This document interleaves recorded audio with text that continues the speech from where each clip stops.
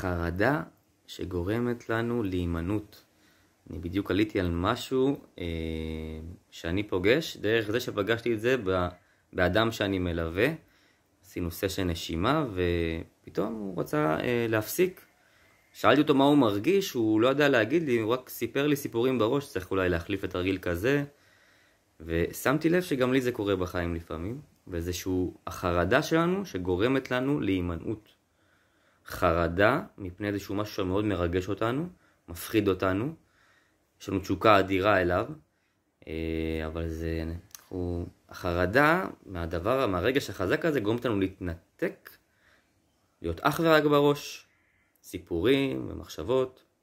אני שמתי לב שזה יכול לקרות לי אולי עם בחורות שהן ממש מושכות אותי, ואז שאני מרגיש התלהבות, בום, אני מתנתק לראש, וסיפורים למה לא, למה זה, עזוב, שטויות, הימנעות.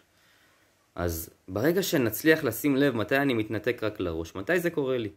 מתי אני מתנתק ונהיה רק בראש, ואני כבר לא מצליח ליצור קשר עם מה שאני מרגיש. כי כשאני אצליח ליצור קשר עם מה שאני מרגיש, אל מתחת למנגנון הזה של החרדה יש את מה שאני מרגיש. מרגיש התרגשות וגם פחד, מפחיד אותי, שיגידו לי לא. שמה שאני יוצר את הקשר, אני מחדש קשר עם הגוף, ואם זה חזק בשבילי, אז עם תנועות גוף, להוציא קולות, אבל החיבור המחודש הזה אל הלב, אל הרגש, אל הגוף שלנו, יעזור לנו להתמודד עם החרדה הזאת. אז שימו לב מתי אתם נמנעים, מתי אתם פתאום קופצים אך ורק לראש, ותנסו לשאול, רגע, מה אני באמת מרגיש עכשיו? ותגלו מה אתם מרגישים, וזה ייצור חיבור מחודש.